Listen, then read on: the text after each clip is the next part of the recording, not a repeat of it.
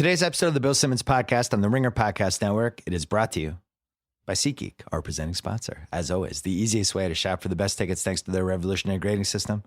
Buy and sell tickets in 2 taps on your phone, everything fully guaranteed. Hey, football fans, you're out there. For $20 off your first SeatGeek purchase on NFL tickets, use promo code BSNFL. Download the SeatGeek app or go right to SeatGeek.com. We're also brought to you by DirecTV. For over 20 years, DirecTV has been the exclusive home for NFL Sunday Ticket. Good news. They've expanded the service. You can now get it if you live in an apartment, you're an enrolled college student, whatever. You don't need a satellite. To see if you're eligible, go online to NFLSundayTicket.tv and stream every NFL Sunday Ticket game this season. Use promo code RINGER at checkout to save 15%. And we are brought to you by The Rewatchables, our newest podcast where we rewatch old movies. This week we are doing You Got Mail. Juliet Libman and Amanda Dobbins are hosting. I did the first 3. We launched a bunch of new podcasts this summer, including House of Carbs with Joe House. He had Malcolm Gladwell on last week. Ringer FC, our new soccer podcast. And I guess binge mode Game of Thrones technically counts. We launched that in the late spring. That is finally over. Mallory Rubin and Jason Concepcion are probably going to a spa and decomposing with the White Walkers for a couple weeks. Check out the Ringer Podcast Network. Lots of good stuff. And don't forget to check out theringer.com as well, because this is our time, man. Football season, basketball, it's all happening. And it's all happening here in the BS Podcast, where you're going to have Willie McGinest, the former Patriot. Good stuff coming up. But first, Pearl Jam.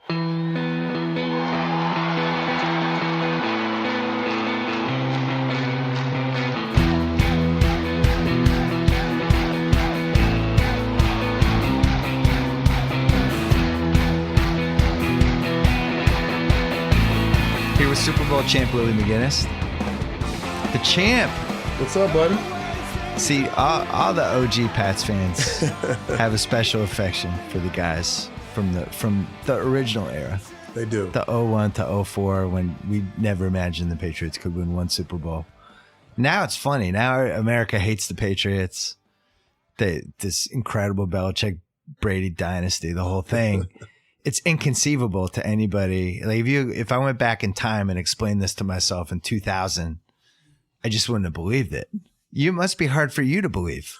It is a little surreal, and just being there when we were building things from the 90s, and then when we hit mid 2000s, when all the magic started to happen, and to be gone, retire, and see the magic still happening. I mean, just think about it. I mean, they still lost 2 Super Bowls. Yeah. What if they would have won those 2 Super Bowls? Could you imagine? It would probably have been the greatest, or probably still could be the greatest franchise in sports history. It's 7 Super Bowls, and really the only one that they definitely should have won is the Eagles one. They really could have lost the other 6. Couple plays go one way or the other. You just don't know. True. Came down to having a great kicker. Yeah. Shout out to Adam Vinatieri, one of my good friends. But the thing with that is the 2-minute drives. Yeah. Good quarterback play. Good offensive play, good defensive play, getting, putting the offense in position. And then you got to execute when the game's on the line. And now when I watch games, Bill, I watch a little differently. But in crucial situations, when the game is on the line, when you need to make plays, when you need your stars to step up, when you need a quarterback like a Aaron Rodgers, like I watched him drive the field in a minute 42 to win the game in the playoffs against Dallas. He had almost no time on the clock. Dak had just went down and scored, and everybody's like, does he have enough time? And that's, to me, the sign of a great, I don't use the word great a lot, but a great quarterback or a great player who was clutch when you need him to be clutch. And good coaching. And habits. Great coaching. Habits that become things that decide games, like Malcolm Butler having practiced that play in the Seattle Super Bowl. It's incredible. They have the footage of he's getting torched by I think it was Josh Boyce. He played it wrong. He broke too late. They're yelling times. at him. And then the play happens in the Super Bowl and he's ready for it. Yeah, I mean, I would say the over-under for they went 5-2 in the Super Bowl. if you played all those, probably 4.5 up and down. It could have been 4-3, I think is realistic, but I like 5-2. Yeah, 5-2 is pretty good. And it really, as you said, it really could have been 7-0 with a couple plays. Helmet catch doesn't happen. Manningham on the sideline. The other one doesn't happen. The great catch that, Eli threw between Chung and the cornerback, like the perfect sideline throw. Or if Gronk's even healthy in that game. I'm always convinced, I've said this on the pod so many times, but like in football, the way it is now, especially with the cap, there's maybe every year there's 4 to 8 teams that are probably the realistic ones that can win. And you get in these games and who the hell knows? No, you know, it could go like that Atlanta game. If you played that game 10 times, first of all, if you play that game 100 times, 28-3, I think the Pats might win 2 of them. But it's tough. Those teams were really close, and the Pats could not stop Atlanta's offense for the most part. A lot of people couldn't stop that offense. They were ripping through people. Right. So it's different. When you were coming of age in the late 90s, I do feel like the right team won the game most of the time. I think in basketball. I think the most prepared team would win the game. The team who plays better situational football in certain times of the game. I think that's like Belichick and I would say there's, Pete Carroll. There, like I can go down the line. There's some coaches, McCarthy, I would say, with Green Bay. There's certain coaches that play great situational football. And if you Interesting you threw McCarthy in there. Yeah. Okay. Because you've seen Aaron Rodgers do it at certain, I don't know how much of that is Rodgers and how much is McCarthy. You still got to have a game plan, right? True. You still got to put somebody in position to do that, you know? And then, like you said, it's about the player. You can only do so much. You can put them in position and the player has to go out and execute. But when you go and you watch other teams practice like I do now, and you talk to players, you see how much time they really spend on situational football. That's not really popular in a lot of organizations or a lot of teams. Like we would have entire practices just based on situations where we were put in situations. Okay, it's 4th and 2. Here's the down. Here's a score. This is what you have to do. Go. And no coaches could help. And you have to figure it out. And we would be in practice at times and say, you know what? Some of this stuff is never going to happen in the game. And then when it happens in the game, you're sitting there like, deja vu, like we just went over this. So you're prepared and you don't panic and you're comfortable and you kind of think it and you play it out. And 9 times out of 10, it would work itself out and we would win that situation. But there's a lot of teams that get into those situations and something happens. A player has a mental error. They don't execute. Somebody lines up in the wrong spot. The play doesn't happen the way they think because they've never went over that situation time and time again. And that's all preparation. And I think the best coaches in the league take their players through those type of practices and those type of situations. So when they do happen, like in the Super Bowl this year, like that was some great situational football. Some 2-point conversions, all that stuff. All that stuff. Amazing. Halftime adjustments. You go out at halftime, you make an adjustment, and things just night and day. You played for, in succession, Bill Parcells, Pete Carroll, Bill Belichick. I would argue that's got to be 3 of the top 5 most successful coaches of the past 30 years.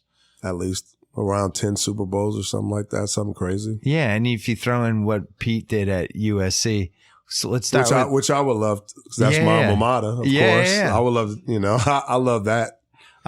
Let's go Parcells first. So you show up. What year were you drafted? I forget. 94. 94, yeah. Yeah. The Pats are a joke. I mean, I'm a lifelong Boston fan. They were the black sheep. When I was growing up, it was 1976. We should have beaten the Raiders. Sugar Bear Hamilton, 3rd and 17, roughing the passer. Most bogus call. That's my guy. He was my coach, too. He's one of my D-line coaches with Pete. That's right. Yeah. Unbelievable, awful call. And we talk about that for the rest of the 70s. In the 80s, we make the Super Bowl. 85. We win in Miami. We beat Oakland. They get killed by the Bears. There's a drug scandal 2 days later, and the team's immediately terrible again. They almost move. almost moves to St. Louis. Parcells saves him. Bledsoe shows up. Right. We get you the next year. And for the Pats fans that loved, when you're buying the jerseys, there's different types of Massachusetts fans. The bandwagon just buy whoever the quarterback is. Right. The people who buy the cool running back or receiver. But there's a lot of people there that buy who's our best front seven defensive player. Right. There's a lot of Willie jerseys out there is my point. You were adopted by a big percentage, including my buddy J-Bug, where they were like, that's 55. That's our dude. We're doing it. That's because Tippett was the previous generation. Tippett is still, man, like the man there. Like, that's my guy. He's one of my mentors. And, he's one of the guys I watched. Right. So you go in, the team's good now. 94, we make the playoffs. I'm going to use we like I played. Right. We lose to Cleveland. But semi-winnable game. It was promising. Right. 95 step back. The 96 team's coming. That's the team I always felt like we're a year away from being a Super Bowl team. But then somehow that team made the Super Bowl. We did. And I don't think a lot of people didn't think we were going to go to the Super Bowl. Denver should have made the Super Bowl that year, and they lost. Because they lost at home. They beat us at home, right? Well, Denver kind of owned us in the 90s. They did. And it was like, all right, well, Denver, they'll win one more. But then then Brunel goes into Mile High and beats them. Now all of a sudden we're playing Brunel. At home. Now all of a sudden we're in the Super Bowl, and it took 5 seconds for everyone in Massachusetts and New England to be like, we're winning. We're beating Brett Favre. I still feel like they could have won that game too. Howard kickoff is haunting, even though there's 5 Super Bowls since. And can I tell you something about that? Troy Brown was supposed to be on kickoff. They took him off, right? They took him off because of an injury, and they didn't know if he was ready, and I guess they were trying to save him a little bit. So Troy ended up not being on the kickoff. We had another guy in that exact same lane that Howard broke. Yeah. He got out of his lane. He lost discipline, we call it like lane discipline. That is the exact same spot Troy Brown, I guarantee 1,000% would have been in and made that play. That was the momentum swing. Yeah, I remember they were showing Reggie White getting oxygen on the sidelines. Watching this thinking like, we're keeping them on defense on the field. They're getting tired. But let's go backwards. We said that, and then something happened. He must have heard us because he got mad. Yeah, they took over the game. Yeah, all of a sudden he was fine. But go backwards, though. You're a rookie. You get Parcells as your coach. Yep. Ultimately, this is a great thing for you. Did you realize that at the time? I didn't even know I was getting drafted by New England until he called me on draft day to say, I'm taking you with the number 4 pick. I had visited. You knew you were a top 5 pick. I didn't know that. Well, actually, I kind of did. I was originally supposed to go to Dallas. They were going to trade up to the 5th pick. They're going to trade Alvin Harper, the receiver, and they were going to take to the Rams and for the 5th pick, and they were going to take me. So I had all the representatives from you Dallas. You could have been a Cowboy? Yeah, I just got a chill down my spine. I had all those guys from Dallas at my draft party. I stayed home, had a draft party with my friends and family. I had about 3 representatives from Dallas there. Yeah. The Dallas hat was on the table. They were there, and they were going to take me 5th pick. They were going to trade up and take me 5th pick. So I thought I was going to Dallas, actually. No conversations with Parcells. I visited once. We had an interesting conversation when I was there. And that was it. Why'd you smile when you said interesting? Because he was a dick? No, he showed me 2 tapes. Oh. He showed me 1 tape where I had a bad game and 1 tape against Penn State where I had a great game. And he's like, if I draft you, which Willie McGinest am I going to get? And I was like, of course, that one. I was like, I had a bad game, like that's not me. I said, look at the rest of the tape. He's like, I know what the rest of the tape looks like. I'm asking you, which guy am I going to get? And I'm like, there's no question you're going to get that guy, the Penn State guy. And he was like, all right, kid. And that was it. I didn't come in for a personal workout, anything. That was it. Did your career turn out better than it should have because of Parcells or exactly the same? I'm going to say better. Okay. Because I was used to that type of coaching coming in. I learned a lot. He did some things in my infant stages that helped me as a player develop and as a man. With my positioning, he knew every position on the field. One of the smartest football minds you would ever, imagine. He knew how to get players motivated. I would say I'm sure you know that you were around then. He brought in Lawrence Taylor, like my childhood idol. to help me in camp my rookie season. Oh, wow. To talk to and listen to and get some pointers from.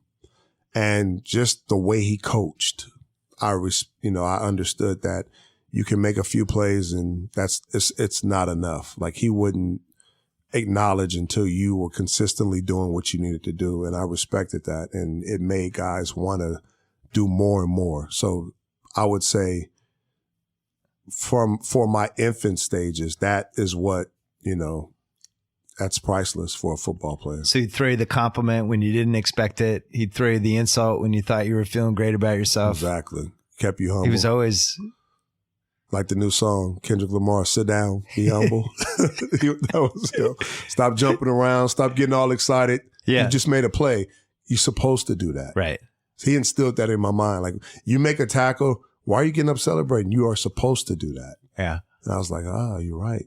I am. It was so interesting as a Pats fan during that time because the team had been so rudderless and we had so many coaches and so many owners, and up until Bledsoe, the best player in the history of the franchise was John Hannah, who was like a left guard. Yeah. It's like, how do you get excited about that? He's a beast, though. He was the best left guard of all time. That was Right. all we had. I was like, hey, once upon a time, we had the best left guard ever. But then to have Parcells come in, it was like having a broken home and then all of a sudden having a dad show up and just be like, all of us trusted him. He would have these great press conferences. He had good taste in players, and it was just life altering. Not I was only like, wow, that, the team's in good hands finally. Not only that, but just remember also, that's the first year that Mr. Kraft bought the team. Yes. So there was a lot going on, and I was Mr. Kraft's first pick in Right. buying the team. So now I'm called the fifth son. And I mean, I appreciate everything. I hope that's lucrative for you. Try getting his will.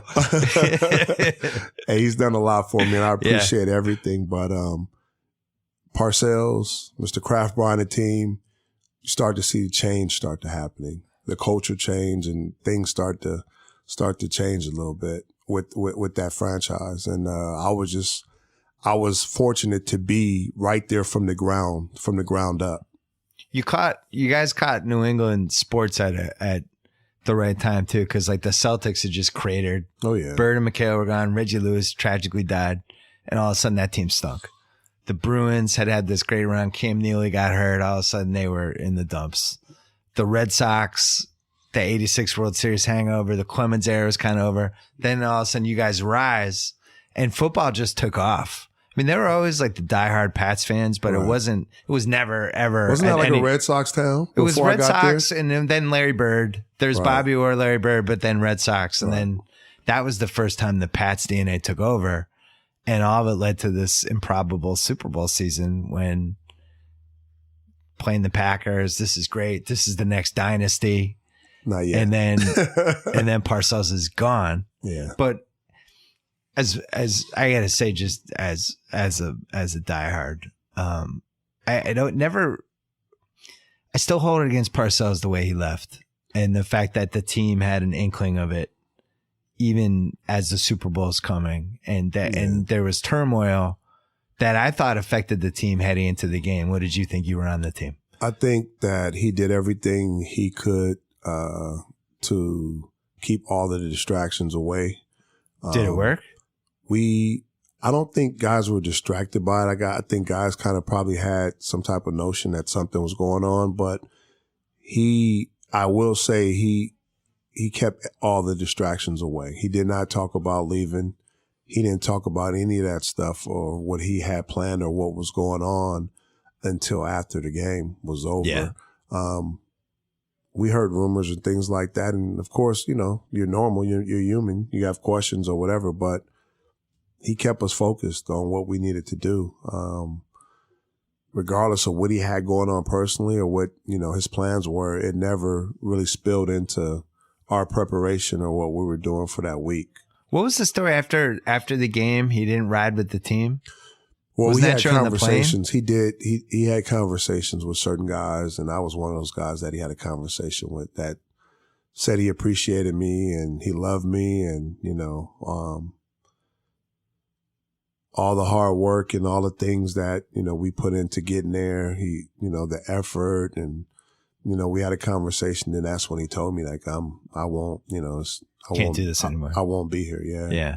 And Did you feel betrayed when he went to the Jets? Yeah. I mean, I was hurt because, that was the man that drafted me, him and Mr. Kraft. And that was somebody I look forward to going forward, especially getting to a Super Bowl in your second year. You're like, wow, like we really got something special here. Yeah. And, to see him like, and I was naive. I was young. I didn't know how this stuff worked. I figured he's going to be my coach, forever. This is my head coach. He's not going anywhere. Because when you have that much success, why would you mess things up? I was going to say, if you looked just after 96, what two teams are in the best shape in the NFL would have been the Packers and the Pats. Right. Both young teams built around quarterbacks on the rise and good defensive players. And you would have guessed like that they were going to play in the Super Bowl a couple more times. Right. Maybe Denver's in that discussion too, because they had TD and Elway Denver at had that a really point. good team. Yeah.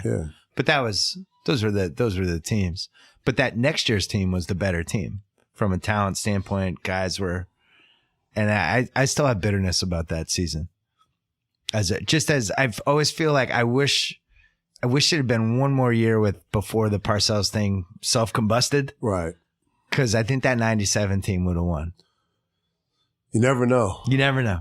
Yeah. You never know. It's a great what if. It worked out. It I'm not arguing with how it worked out. I'm not complaining. I mean, it worked out, it worked out for everybody. Let's take a quick break to talk about Gillette. Yeah, Gillette. Home of Gillette Stadium. Well, technically not the home. They named it Gillette Stadium. I guess they made it the home.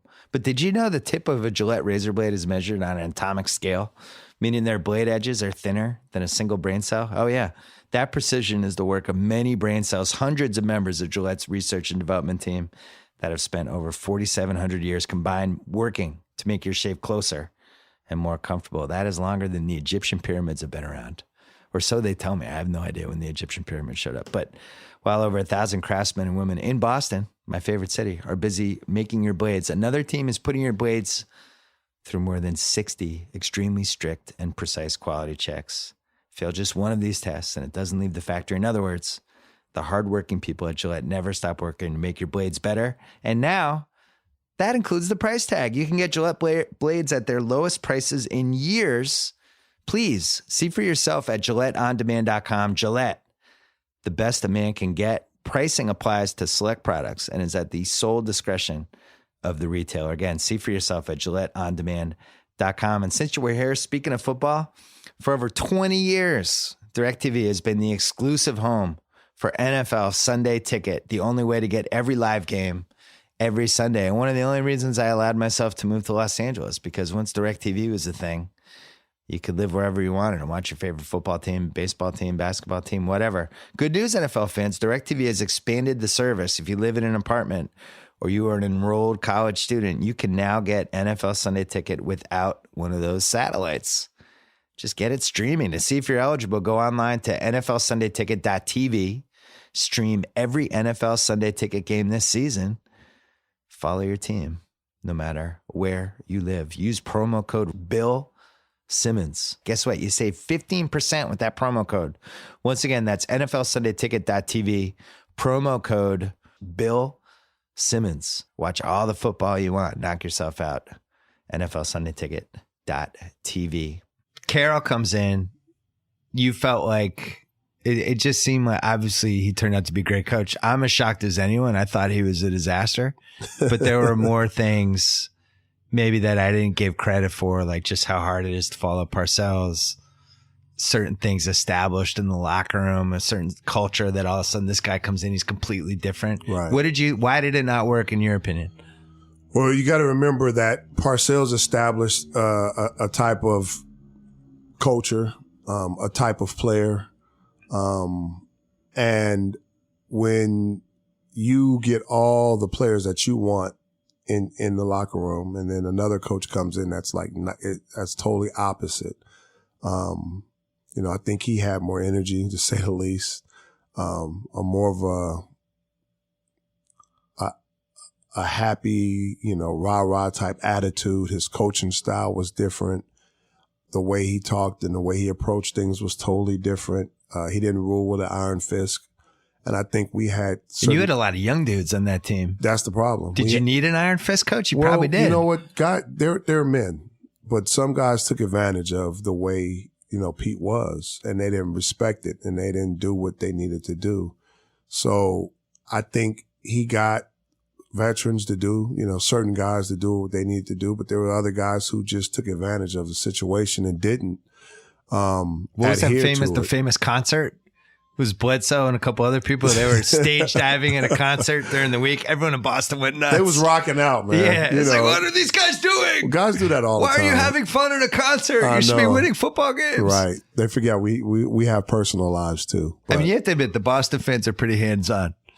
They are when something bad happens, As long as you're winning, it's okay. Going. Yeah, if you're winning, it's fine. They got the sports radio, just critiquing everything in the newspaper. You know about that. Well, you were there. You're a sports guy, right? I know, but I was young when I was like writing for nobody. But I always felt like there was a negativity with the media that I think when things went, you have like guys like Shaughnessy coming in. You think it was a spillover like that New York media kind of? Like we had a spillover from that kind of? A little bit, yeah. It was negative. Well, if you're not winning, here's the thing. If you're winning, things are kind of overlooked a little bit more. But if you're winning and things are going well, then it's okay. Man, I think Pete's first year, I think we started off like 7-1, something crazy before the bye week. Yeah. So there was a lot of positive energy and a lot of positive going on, but then we ended up, I believe, 8-8. Right. So my theory in this is, and you'll appreciate this because you're from here and you live here now. The cold weather cities, I think it almost means too much. Yeah. When you're in you have these New England winters when it's like 5 months a year of it's just brutal. And then the summer comes and it's 100 degrees. And, I think it drives people a little bit crazy and the teams take on this kind of mystical level of importance. Whereas out here, it's like, it's 80 degrees again today. Or an export. Yeah, or whatever. All right. So much going on. Yeah, there's so much. I just think people are lunatics. And I include myself because that's my DNA. Obviously, I go nuts for my teams. But man, the Pat stuff, people were so mad that the team wasn't going to get back to the Super Bowl. And like, we have so much talent. What is wrong? And it's Pete Carroll's fault. I include myself. I thought Pete Carroll was like a school teacher. It was like the substitute teacher that came in because Parcells was on vacation.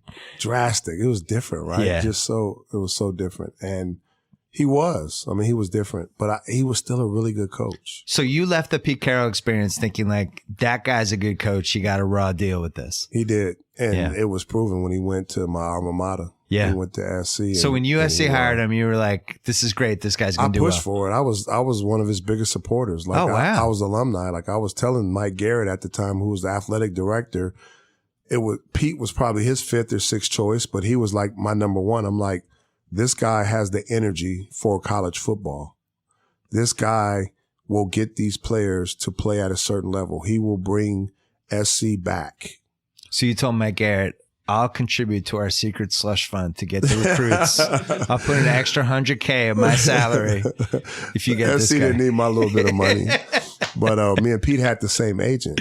Yeah. That helps. We had the same agent. So I was pulling for Pete, and I just knew, just like I said, his coaching style, and that's big with recruiting. And you're recruiting kids out of high school, and you're at a prestigious university. And like you said, you're in California. The energy's different. That energy matched Pete perfectly. Yeah. And I just thought it was a no-brainer. Yeah. And some people doubt it.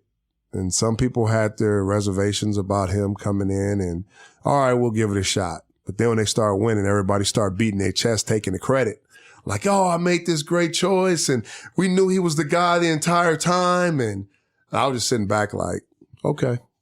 I was living here during almost all of that. And in the 06 team that had the famous Rose Bowl game against Vince Young, those guys were celebrities here. I mean, it is hard to stand out in Los Angeles as a celebrity. That was the only team. Liner Remember, and Reggie we didn't have a Bush, team. Yeah. We didn't have an NFL team at the time. Yeah, they were our NFL team. And literally, some of those guys were probably making as much money as an NFL team. I wouldn't know anything about that. But yeah, those guys, I mean, that was a moment. It was a thing. That Rose Bowl was incredible. It was. And I remember watching that game from the hotel. I don't know if we're in the playoffs or if we're on the road, but I remember watching that game on the playoffs. And I was sick to my stomach when we lost. I just knew we were going to win again. I win another national championship. I was excited. But, again, you got to make plays. Yeah, it's young. Made it some was the plays. last play of the game. Yeah. My thing was, you knew he was going to run. You knew the best player, one of the best players on that team was going to. You knew Vince wanted to that game, that ball in his hands. Like just sitting there watching it from my hotel room, I'm like, Vince is going to take off with the ball. Yeah, you could play great coverage. I'd rather him throw it. He wasn't the greatest passer. He was not the greatest passer. I wanted him to throw the ball. Like my thing is make him throw it. If he takes off, now we're in trouble. Right. And guess what? He took off and I was like, shit. How many times do you pull the famous alumni power play of just, hey, I'm going to be on the sidelines for this one, guys. Get my pass ready. Well, I don't have to do that because I'm one of the ambassadors to the football program. So you get the special pass. Yeah. So we're still around the football. Like, you got Anthony Munoz. Yeah. Marcus Allen, Ronnie Lott. These are very successful football players. The late, great Junior Seau, who I got my number from, who was passed down to me. Lynn Swan, who's the athletic director now. There's a few of us that are SC ambassadors. So we're allowed, we have special privileges. And that's home. Once you're that's the difference between SC and a lot of schools. Once you're a Trojan, your family, you're always a Trojan. They welcome everybody back. The OJ component of this is a crazy wrinkle, though. I mean, he's the most famous. There's a lot of wrinkles. Yeah, I mean, there's all kinds of history. wrinkles. But I mean, that's the most famous SC guy of all time. He is. He's one of. Nah, I mean, I don't know what. It's kind of hard to elaborate on that. It really is. Must have been especially strange for you. You're an LA guy and an SC guy. And you're in the NFL when all that stuff goes down. You must have been like, what the hell is going on? I was watching it from a sports bar. The car chase? At the Marriott Hotel. I was having dinner and I was watching it from a hotel bar. And you must have met OJ, right? Of course. Of course I met OJ. He's one of our famous alumni. He's one of the greatest football players to play at SC. Yeah. And when we had our banquets at SC, he would pull up. And he would be around, and I'm from here. I'm from LA. I'm from Long Beach. And like, he's a superstar. He was a superstar, I think he's more known now than he probably was then. Yeah, I would say that's true. I'm trying to think who else. So you must have crossed paths with a bunch of people in the 90s. Yeah. Snoop, you're from the same same town. Same neighborhood. Same neighborhood or same town? He's from Long Beach, yeah. Snoop's from Long Beach, and he went to Long Beach. Long Beach is a big melting pot of talent. Okay, you know about Long Beach? Yeah, I like Long Beach. So so Snoop's taken off. Did you know Snoop before he took off? Absolutely. So we played youth football together, and then we went to high school. You played youth football with Snoop? Yeah. Snoop was like a quarterback, I believe. He played football. I coached Snoop in the celebrity basketball game in 2014 against Jalen. And my biggest mistake was not playing him more because that dude could rebound. Yeah, he's not bad. He was good. I mean, he's not bad. I try to get him in the weight room a little bit more so he can, he can muscle guys, but he's more of a finesse guy. In my defense, I mean, he did get high before the game, which I witnessed. So I was like, maybe I won't ride Snoop into the ground this game. And what did he tell you? He said it helps me jump higher. It helps elevate his game. He told me to put him back in. He was like, Coach, put me back in now. Like, he kind of got mad. I was like, I'm not going to argue with Snoop Dogg. He wants to go back in. Snoop's going back in. He's very competitive. He was competitive then. Did you see the Defiant Ones on HBO? Absolutely. I grew up through that area. I was a part of that. Like, they did an unbelievable breakdown of the West Coast versus East Coast and how that whole thing deteriorated. And that was just one empire. Like, that was just the Death Row era. That was just the Snoop and Dre and all those guys. That's just one music company. Yeah. And it's crazy. I remember in 92, going up to Death Row with Snoop when he signed. I remember being on a boat at his album release party. I remember a lot of different things. Like, that was my guy. You know, that is my guy. That's my brother. And I just remember all those different events. And I'm watching the Defiant ones like, okay, I remember that. I remember Are you looking this for happening. yourself for the big no, parties? because I was always out of the way. I was off doing my thing. I was still in college in 92. Yeah. You know, I was at SC. Keeping it low. My junior year. And I just remember going to the video shoots, hanging out, going to the parties, going to the studio, just watching all this stuff happen. I was just like, wow. So when you watch the Defiant ones, it's kind of like, it's like your home movies. Little timeline. Yeah. At what point did you learn, I'm not going to even cross Suge Knight in any way? I'm staying away from that dude. I think me and him had a mutual respect for each other. Because you were his size. He was probably I never feared him. Like, to me, he was a businessman. Yeah. And I understood what he was doing. And like I said, it was a mutual respect. You know, everybody has their own interactions with people. And ours wasn't, you know, on one of those levels where it's disrespect or whatever. I was Snoop's homeboy. And I was playing football. I remember Suge when he was at UNLV playing football. So, you know, we kind of connected on different level before the music stuff. What position was Suge? I think Suge was I knew about his UNLV football pass. I think Suge was like a D lineman, if I'm not mistaken. I would have guessed nose tackle or defensive tackle, one of those, somewhere in there. You got to have a certain mentality to play on defense too. So he had that mentality. Yeah. Or you have to be 360 pounds or whatever. Still got to be a little mean. I was watching, not to get sidetracked, but I was watching the Pats Seahawks greatest games, like the cool NFL film shoot with my son, because my son is now into football. So we're kind of going backward. The Patriots. Okay, come on. I kicked him out of the house. I'm just making sure. Crazy. Okay. But they have this one slow-mo shot of the line during this one tense part. And it's just Will Fork's belly hanging out.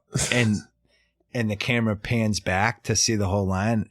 And he was just like, Dad, I can't believe, how big is that guy? Like, he just couldn't believe it. I was like, huge. That's Vince Wilfork. It's a nose tackle. Nose tackles are big. They have to hold up two guys for 3 seconds. Right. While everybody else comes in. But anyway, but in the 90s, Snoop's doing The Chronic with Dre, but nobody knows it's going to be The Chronic yet. Was he telling you about that? Well, first he did Deep Cover. Oh, so yeah, he did that's the right. single. Yeah. He did Deep Which, Cover. by the way, is a great one. It is a great one. And remember, like, the reason, like, Warren G, Nate Dogg, rest in peace, and Snoop was a group called 213 kind of before they started that.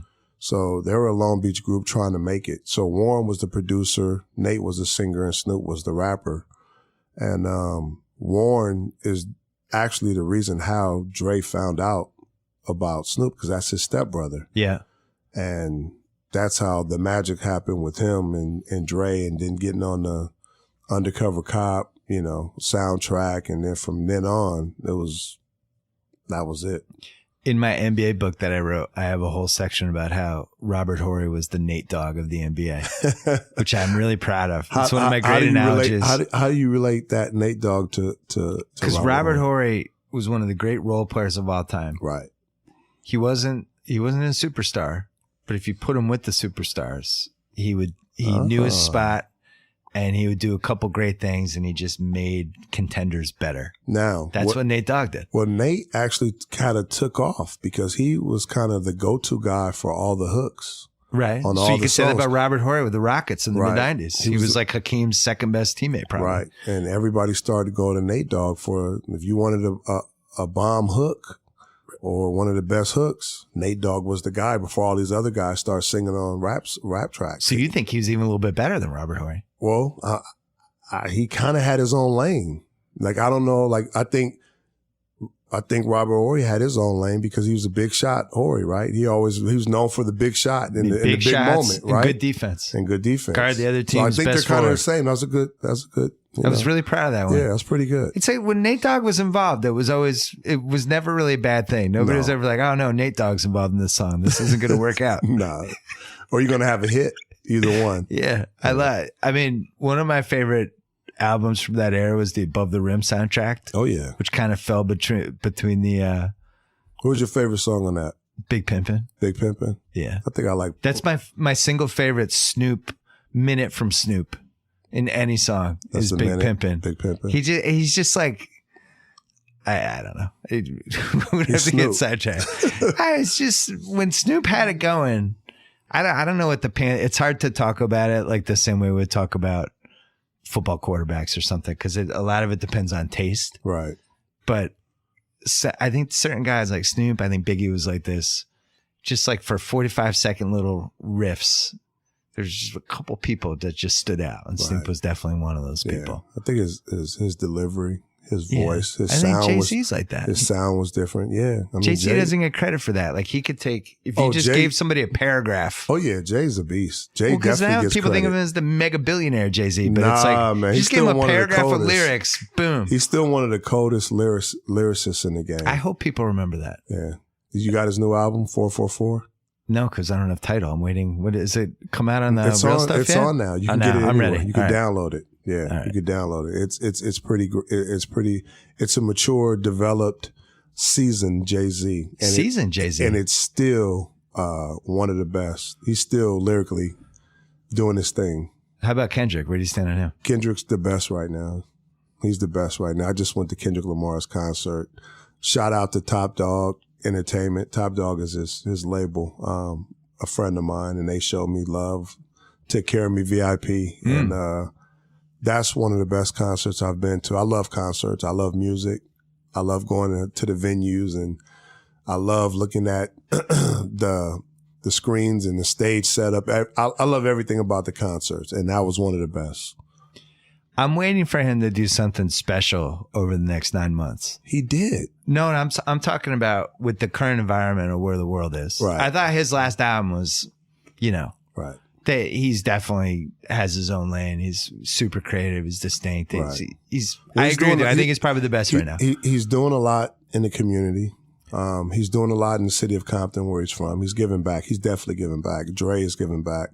And I think that's important because his message to the young kids in the inner city areas, which you're familiar with LA, is that it doesn't matter where you come from. Right. And what you're going through, that if you just keep believing in your dream, you keep working hard and you don't get sidetracked, by the negative stuff, that you can make it. And he is a kid that actually did exactly that. I think he's done the best of anybody who became famous of keeping that. Without getting sidetracked by the other stuff. I'm talking about like right now, this moment. Music, I think, could have a difference the same way, like you look at the late 60s and the 70s when Vietnam and Watergate, all that stuff, and music became this cathartic thing. That kind of brings the rock everything music together. And the lyrics and certain songs, and it kind of captured it. I think Kendrick could do that for stuff like what we saw last week in Virginia. Yeah, I think he's done that. I think he's done that and Pimp of a Butterfly, some of his other stuff. I agree. I think if you listen to it, I'm talking to his about lyrics, the Trump twisted part of it. Yeah. That's the part that is sitting there right now. Yeah, I mean, he's certainly the most qualified. he is, and there's a few other guys out there. I would say Kanye is one of those guys that, and I know it's a little different, but somebody who would attack a certain issue like that, and wouldn't care about it. Kanye is my favorite. Right. I just don't. I've lost the faith in him to think that way at this point, because it seems like he's more interested in fashion, and I don't know what he's interested in. With all creative geniuses, there's something off. Yeah, with them. He's a good example. There's something a little off, and the creativeness just doesn't probably stop or end with music with guys like him. Like Kanye's rare because he's a 100%er. You know what that is? Yeah. 100%er is a guy who can create a beat, make the music, and then write all the lyrics to it. There's not a lot of people in music like that. So that just tells you how creative he really is. So his creativeness goes beyond just music. Like he has a vision. He can see certain things that are going to happen or take place. He's a visionary as far as fashion and those different things. Like every shoe deal he's done has sold out. Yeah. Like nobody would buy Yeezys if his name was on those shoes. Those shoes are just regular shoes if he wasn't attached to it. That the Defiant ones did a great thing. Like, Dre was obviously wired like that too, as we found out when he sold Bates for $1 gajillion. Still is. But yeah, he's another one who was like, how does this translate to what does outside he do? of music? What does he do? What's the best thing Dr. Dre does? He makes music, right? Beats.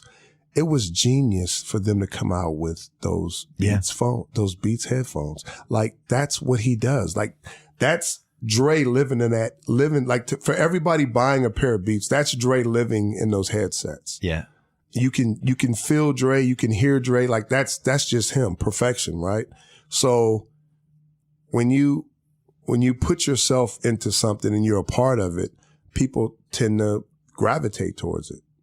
I thought the best thing I love that documentary, and I keep watching it and picking up different pieces that obviously my DNA, I've been involved in a bunch of them, and it's just really hard to make something that good. Right. And it took 5 years and they spent a lot of money on it and it was worth it. But one of the things I loved about it, it's really about passion and what you believe in and what you gravitate to and caring about something so much that it consumes you. And that's what I loved about the part with how much he cared about sound. Right. And how Ivan comes in and they play him the Chronic and he listens to it. And instead of just listening to the music, he's like, what the fuck? The sound's incredible. I can't, like, he's hearing it as a producer. Jimmy was an engineer. Yeah. So he understood that the sound is everything. Like, if you give me a dope sound and beat, I don't give a fuck what you're saying over it. Right. You got me. If you got me moving and jumping and dancing to it, then you got me. Whatever you say is going to sound masterful. Right. So that's an engineer hooking up with an engineer / producer, which Jimmy kind of was a producer as well. And that's the connection. It was beautiful. He heard the music. And then when you have the dope lyricists on top of that, like, it's so funny that they're shopping the Chronic around and they can't get anybody to bite on it. It's a completed album. That was because of the drama that was going on around it. It was the lyrics, all that stuff. And people wasn't ready for that. Jimmy comes in. He doesn't even care. He's just like, oh, it sounds great. Oh my, who did this? You did this yourself? It's such a cool part. But it's like, I've obviously loved Dr. Dre forever since, talking almost 30 years, but didn't really know that much about him because he's so private. Right. And when I heard they were doing this, my thought was, well, he's not going to give them anything. But it was the opposite. Yeah. It was like he enters in the world. And my takeaway, and I don't know, obviously in documentaries, you can shape whatever perception you want. My takeaway was like, this is a guy who's like trapped in this world where he just loves sounds and beats and lyrics and making music. And they would have these shots of him in front of his board. And you can't fake that the way he was reacting to the thing. Like alive, right? He's just losing it. And I don't know, going back to sports, like I think those are the guys that succeed in sports too. The people that are breathing it. Like Brady, who's 40 now. The guy loves to win. He just, all he wants to do is win football games and come through at the end of games. And that's who he is. He breathes it. He consumes it. And what I learned a long time ago is if you want to be great or you want to be consistent, then you have to do everything in your power. Every part of you has to be consumed in what you're doing. And he understands that. And he kind of understood that when he came in at an early age. That's why he was ready. Yeah. Like the moment wasn't too big for him. He watched a group of men do that day in and day out. The Ty Laws, the Brewskis, myself, all the different guys. He had some great vets on that team. He watched and he understood that. And he came in with a chip on his shoulder. He was a 6th round pick. He was a guy who was passed over, who should have been a starter at Michigan. Yeah. Who wasn't. So he was hungry. And he started at a young age understanding what it took. He watched us come in and be in the weight room at 6 a.m. He watched us watching film afterwards as a group. He watched us not leave, not rushing out of the building. Like he watched us compete over who drank the most water, who worked out the most that week. Every little thing that we did in that locker room, he absorbed and he understood it. And he was a part of it, more importantly. So to see what he's doing now, taking everything to an entire whole nother level, he's just took that game and took it to another level. And that's why he continues to have success and to play at a high level and to have the hunger for the game. Most guys get complacent. Let's take a quick break to talk about my bookie. Ever since I started writing a column and doing my podcast, people have been asking me for advice for whatever reason. Sometimes they wonder what team to bet on. You got the Patriots or the Steelers? You got Chicago or Detroit? Well, where you're betting is just as important as who you're betting on. So here's an idea. Go to mybookie.ag. They've been in this business for years. Their reputation, rock solid. They do 100% cash bonuses. So off the bat, you're making money for doing nothing. And they have the fastest payouts. Seriously, just 2 business days. They have in-game live betting, the most rewarding player perks in the business, and an all-new mobile site that makes wagering on the go a breeze. I am scared to get into in-game live betting because it's probably going to happen this year. I think I'm finally ready, 2017. Tate, you do in-game live betting? Yeah. Yeah, Maybe. Yeah, maybe 2017 is the year for me and Tate. Lay down some cash. Try to win big today. Join now. And MyBookie will match your deposit with up to a 100% bonus. Wow. Just visit mybookie.ag. And guess what? If you use the promo code Bill Simmons to activate that offer, you play, you win, you get paid. mybookie.ag. And now here, as promised, Willie McGinest. When Mo Lewis hurt Drew, Brady comes in. What's the attitude of the team? Didn't matter for us on defense. We were just like, we got to go out and not give them anything. We can't let this team. Did you think there was any way?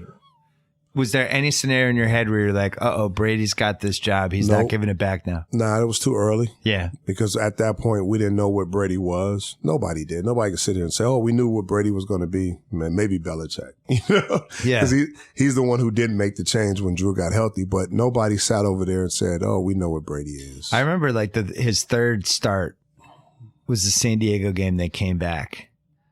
And that was the first time I think all the Pats fans at least were like, what do we have here? Right. You know? Because it wasn't great up until then. Like this first 5 games or whatever was just all right. Yeah. You beat the Colts, but it was like the Colts beat themselves more than anything. And then gets killed in Miami. Then you go to San Diego. And that was the first time. But I remember, living there was crazy that year because it turned into Bledsoe versus Brady almost immediately. Yeah. And everybody picked sides. For the outside. The media picked sides. And it was one of the great sports radio topics of all time. You had to be on one side or the other. Right. There was no, I think it's like, are you Bledsoe or are you Brady? And that was it. And I was Brady the whole time. Just for the record. Why? You didn't know what Brady was.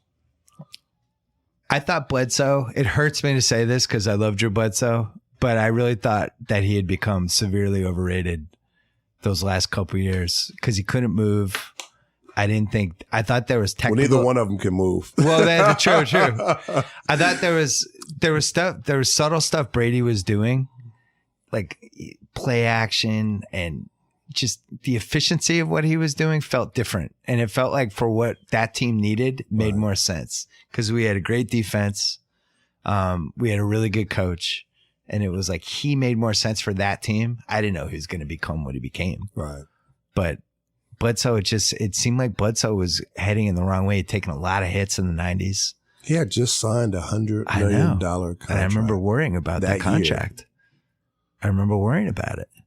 So wait, go backwards a year. Belichick comes in. Pretty weird circumstances. Quit the Jets. Had to give up a first-round pick for him. Not the most gregarious guy being interviewed. We were used to that, though. Yeah, so I was going to say, like, he comes in, you start working with him. Is it like Parcells's baby clone? Or what was different about them? They were a little different, but he had his side to him and his demeanor and the way he coached. And remember, he was there, too, in 96. He was a defensive back coach. Special assistant defensive coordinator or whatever. So he was there alongside Al Groh, our defensive coordinator. But he had his way. And you could tell immediately that he was going to incorporate his style of football and his style of player.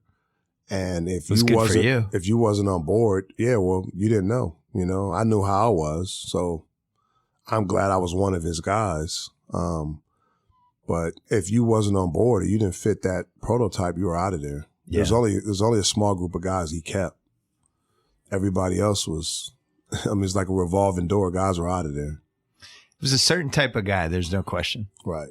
He loves, like, And I think both coaches in the same. They love a really tough football player. They want somebody that's tough, not just physically, but mentally. Like when things start to break down, you don't break down. You don't lose focus. They wanted somebody who made smart decisions, who didn't cost the team and do dumb stuff on a consistent basis. Yeah. They wanted somebody that had good work ethic. And that was key, because if you didn't work or you didn't do extra work, they didn't take to you, you know. It's the most underrated. It doesn't sound like it's a talent, but it actually is. Work ethic is its own talent. It's hard. Yeah. It's not, guess what? Not fun to work out. Not fun to lift weights. Not fun to get up at 6 a.m. All the little things, man. It was so much work to get to the games on Sunday. Yeah. People don't understand. Like, Sunday was a relief. Yeah. Like, Sunday was our fun time. It was our dessert. Like, it was the best part of us being on a team was Sundays. Yeah. Cause that was just fun day for us. It was just let it all go.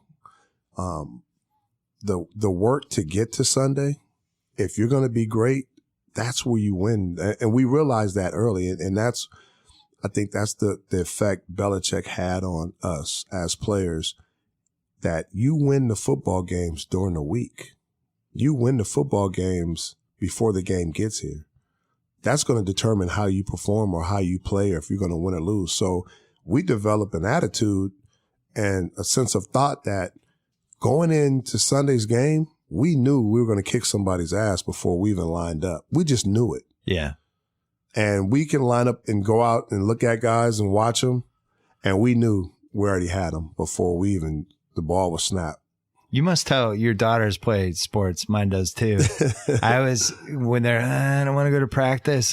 It kills me. You give the speech, right? And they don't. Hey, this is the part that matters. They don't practice. listen. And they still don't listen. They don't listen. You know, my older daughter's starting to get it. She's 13, playing volleyball, and she's starting to get it. She understands, and I'm talking to her. I'm like, baby, you got to do this. You got to work. And when she first started, I was like, this club volleyball costs a lot of money. Yeah. Now, you could play at school and have fun, and it won't cost me nothing. But if you want to do it for real, we're going to do it for real. Like, you're going to work. I'm investing in you. You're right. Yeah. I'm going to work. I'm going to support you, but you're going to work, and you're going to be good at it. I want you to be good at it. I don't want you to waste our time or money. If you want to do it just for fun and you're not serious, you can just play at school. So I gave her the choice. I was like, what do you want to do? I was like, do you like it or do you love it? She's like, Dad, I love it. I said, okay. Then we're all in. Yeah. Then don't complain about our Monday practice because your legs hurt. We're going. Belichick, the ultimate Belichick games for me, 03 Colts, 04 Colts. I guess the playoffs. So it was like January 04, January 05. At home in there, right? At home. Yeah. The 3 pick, like, was that the 3 interception game from Ty? That first one was, the first one. Right. But I felt like we broke Manning by the end of that last playoff game. Right. Bad weather both times, just so physical with and then of course Manning goes to a whole other level. But it really did feel like we broke him by the end of that last Colts playoff game. I was like, that's it. We figured this guy out. He's not tough enough. We're in his head. You would think that, man. Yeah, that guy happen. Just didn't. No, didn't happen. No, he's rare. Was he the scariest QB you played against? Yeah, he's one of. Give Definitely. me the list. I mean, I had 3 Hall of Famers in my division. I had Jim Kelly, I had Dan Marino, and I had Peyton. And if you count Brady, he'll be one. That's just in my division. I played against Aikman, played against Elway, played against Montana, played against Young. And then you drifted into the 2000s. I mean, you got a little Breeze in there. Breeze, Vick. I can go down to Vick in Atlanta. Well, Vick's got to be the scariest one. Yeah, Air Vick. Yeah. Yeah, you're not the Vick chasing experience. Him. Think about it. Warren Moon. I mean, I played against all these guys. So I think I played against the greatest quarterbacks ever. I don't think there'll ever be like a span of great quarterbacks that anybody will play against that I did. Yeah. That's true. You did bridge like 3 different eras, basically. Yeah. Did you play Roethlisberger you played against? Big Ben. Yeah. You're not tackling him. You need some help tackling him. I tackled him, and he threw me off a couple of times.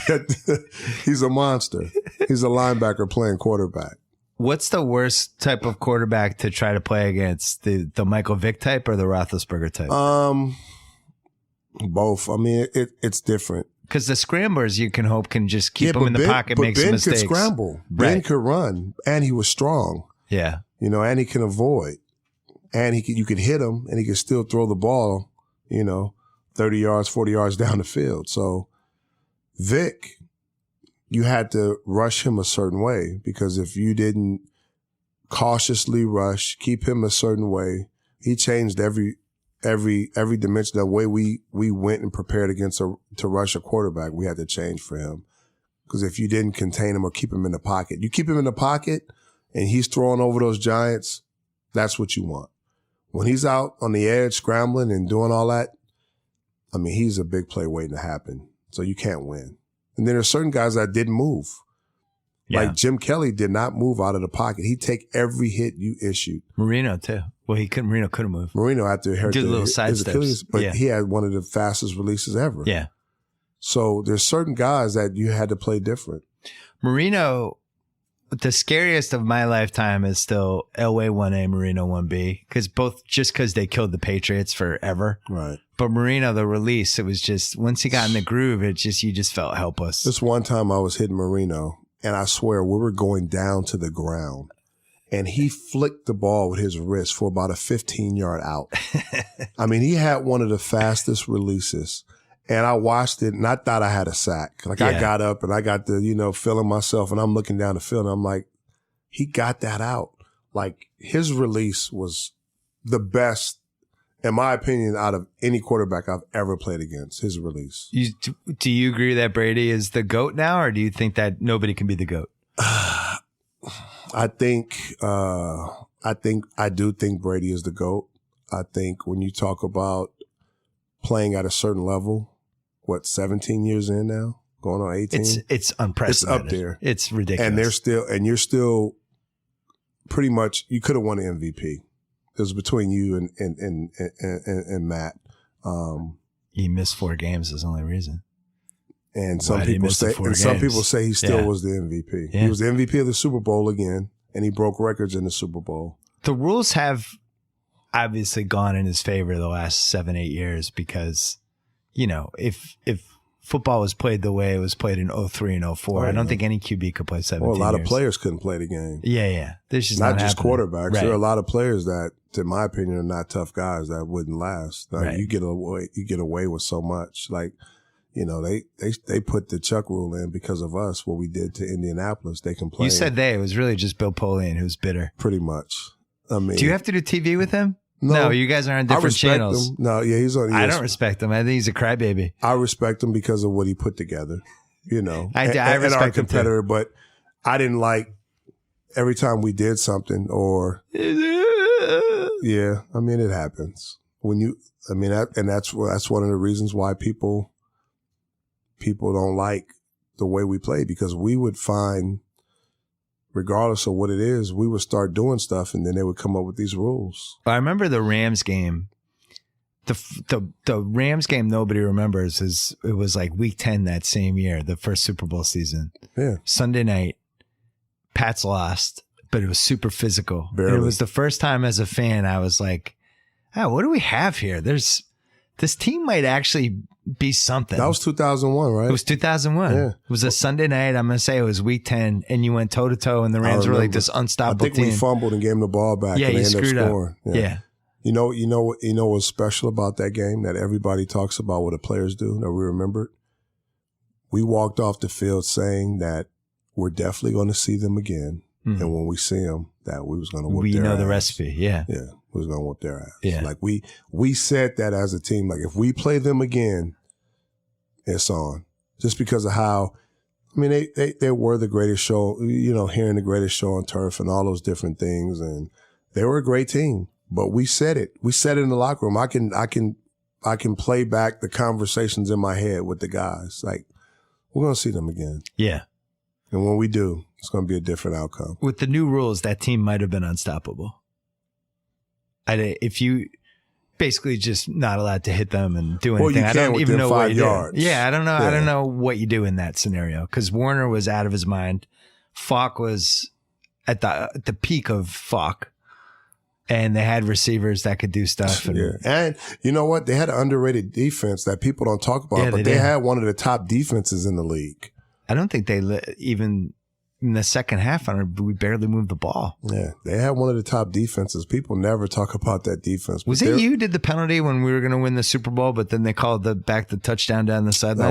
That was you threw down Marshall Faulk, right? I feel bad about that. That was to Bucky Jones, who got the fumble recovery, took it to the house. And the backside, we're on the backside. We had a play called, we were like playing one funnel, which means me and Brewski, we have the backs and tight ends. Falk was offset to me. If he goes out to the flat, I got him. If he goes inside, Brew has him. He did an angle route, started out to me, then he went inside. I look over, Brewski took off. He was chasing Kurt because they start to scramble the other way. So Brew took off. So I was like, I'm not going to let him run free and he be the guy. So I made an executive decision. I tackled him. But half the time they don't call that, though. Not on the backside of the play. It has nothing to do. It didn't affect the play at all. I was surprised. And it was late. It was late. It was a little fishy. Bucky was like 25 yards down the field and I'm looking at the ref like, don't do it. Don't do it. And it just seems like that was the slowest moment of my career. The flag just comes out. I'm like, are you serious? It was a terrible call. I'm like, it didn't even affect the play. No. Like that game wouldn't have been close if that would have happened. I was sitting in the sideline where I was in the end zone where Vinatieri hit the game winner. You were. Did you jump up? Oh my God. You go crazy? But he was running down the sideline we were going to win the Super Bowl, and then the flag 10 seconds later. It's like, what? Everyone had already celebrated it. I know. And that was where all the Boston DNA kicks in. You're like, oh, we're going to lose. Here we go. Was I the GOAT at that point? No, the GOAT was, we're getting screwed again like we got screwed with Sugar Bear Hamilton. Right. It was more of a bad call. Right. I don't even know if they replayed it on the whatever. You were too good to be the GOAT. Nobody saw it. Like it wasn't, I was surprised, but I did look at the guy. I was like, don't do it. I was like, oh shit. It is crazy that team won the Super Bowl with how, I wouldn't call it an offensive powerhouse. You know, no, it wasn't. It's just even like being able to go. I think Brady only threw for 112 yards or a couple 14 points in first half, and then that was it. Yeah, I mean, it wasn't. Troy Brown was really the only kind of game-breaking skill guy that team had. The 03-04 teams, the 04 team with Dylan, I think was kind of the most well-rounded team. The offense changed. Yeah, you know, when that was Moss just got a great there. team. You know, when they had Moss and West. 07, yeah. I mean, the offense quickly caught up. What year did you leave? I left in, was it 05, 06? Yeah, you left after the third Super Bowl. Yeah. Belichick. Well, I stayed one more year. I stayed one more year. But I mean, you were there for all three. We lost to Denver in the playoffs, I believe it was. Jake Plummer, Ben Watson fumble, the Ben Watson strip that they said went out at the 1-inch line when it went out of the end zone. When the defensive back ran it all the way down. Yeah. Champion.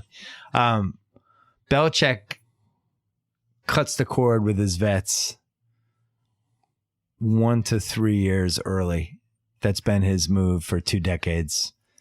And for the most part, it's you can't argue with the results. I mean, obviously, this has been one of the most successful franchises in any sport. You were one of those vets. Yeah.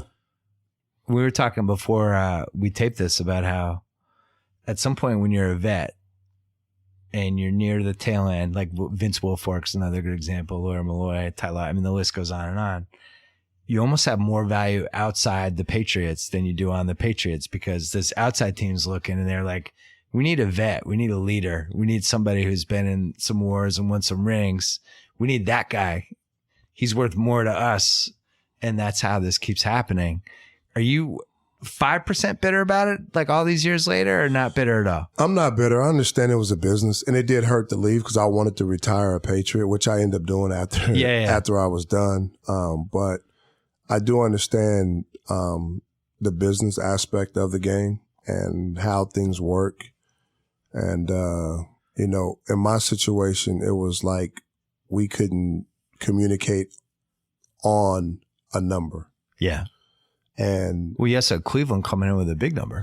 Yeah, but I didn't even entertain that until I figured there was like they were waiting pretty much till the market softened. And Pioli was the GM at the time, and he understood. Like right before that, remember Ty Law had gotten an offer from the Patriots, and he said it was disrespectful. He went in in the papers, and it became a big thing. So Pioli was a little cautious with me because of the respect that they didn't want to disrespect me. And I would have stayed for less. Yeah. But there was just no communication on what that less was. So time running out, free agency drying up, you got to make moves. You got to move around. You got to let people know. And some people thought we had a deal on the table. That was put out there too, which we didn't. So we had to let people know that, yeah, this is my first choice. I want to stay here. I want to be a Patriot. This is home. But at the end of the day, there's no movement here. So I have to go out and at least visit other teams. And out of respect, it was a good fit in Cleveland because Romeo was there, ran the same defenses. I knew what he was trying to create there, the culture and what he was trying to instill in the locker room and all those different things. And the number was right. But before I even entertained that again, my people called the Patriots out of respect, like, hey, this is what they're offering. This is what they're doing. Before I entertained a deal or signed or did anything. The conversation was, hey, we wasn't close to that number and we understand, but we can't do that. So at that point I had 3 Super Bowls. It's my 12th season. That's the thing. It's a little like Kyrie Irving right now. He won a ring. It's time to. This is my 12th season, right? And I'm like, okay, I'm going to play. How many more years am I going to play? That was a 4-year deal. Actually a 3-year deal. When you have the ring or the rings, in your case, it's different. It's the thought process changes a little. It does, because a lot of players, you want to get paid. You want to maximize your talent and get paid as much as possible. But if you're one of these guys, like let's say Randy Moss while he went to the Patriots, or some of these guys now like Darrelle Revis, who's made a ton of money. Now you look and say, I want to go somewhere where I can win a ring. That's why we play the game. Yeah. We play the game to win Lombardis, and to make money. They go hand in hand. So once you do one, you definitely want to do the other. Or if you can do them simultaneously at the same time, that's a perfect scenario. It's a perfect world. But because of the success you have on a team, like Seattle and like some of these other teams, you can't retain all the talented players all the time. You can't keep everybody together. Well, especially the cap is designed for you to lose these guys. Yeah. It's changed now. Back in the day, you could retain and keep everybody. But how does that hurt the camaraderie on a team when year after year this big important veteran is leaving? And you just know, like, well, I'm giving it my all. We're trying to win a ring, but when my time's going to come, it's going to come. He's going to get rid of me. I could honestly say that it happened to guys before me. It happened to Drew. It happened to Lawyer. Yeah. And Lawyer was a little different because of Rodney coming in. Yeah. Different dynamic. I really didn't think about it.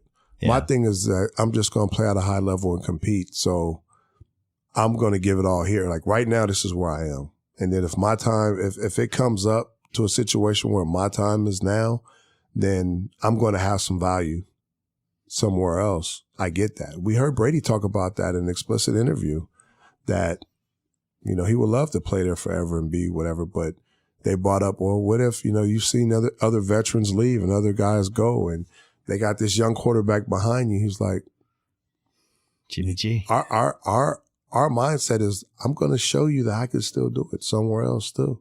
I get it. It may not be You here. guys are like boxers. Yeah, I get it. It may not be here, but yeah, I'm going to go somewhere else and still play.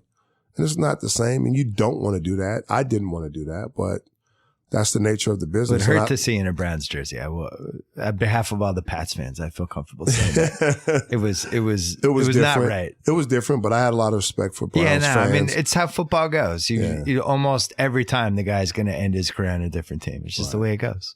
Right. I agree with you that I think there's like a 5% chance Brady retires on a different team. Yeah. Because I think out of anybody, he's going to have a lot of trouble walking away. And I think he's in great shape. So? I think he thinks he can play till he's 45. I think he said that. But I think realistically, he's smart enough to know if he's hurting the team. Like he's so unselfish, and it's never about him. I know, but he's not even close to hurting the team. You right. know? But that's what I'm saying. But when if he gets to that point, then he will walk away. But when you said that about Peyton Manning in Denver, and he was ready to come back another year, he was terrible that last year. His body was broken down. He was. He would have taken, like, if the Rams had said, "Come be our QB for a year," he would have done it. I think he was done. I think he rode off into the sunset. And he knew that. Let's give Tate the tie-breaking vote. Tate, you believe that? What? You think Manny would have come back for one more year? After he won a Super Bowl. The Super Bowl got it for him. It sucked. Okay. There you go. He won. Like, if he didn't win a Super Bowl, maybe, but the way, and he needed a tie. He know that it wasn't because of him either why they won that Super Bowl. That's got to kill you. Right? Yeah, that's got to be tough. He knew that. Like, who was the MVP? It was Von Miller. Like, you knew in that game. They won despite Manning. You knew it. Yeah. You knew in that game, like, at the end of the day, okay, everybody was like, bro, you have nothing else to prove. You must have been excited to see Von Miller get a Super Bowl MVP. You must feel a kinship with these defensive dudes. I mean, I love Von Miller. Like, he's one of the best guys, man. He's an animal. Who's the best who ever played your position? Outside linebacker, Lawrence Taylor. Who's second? That's tough.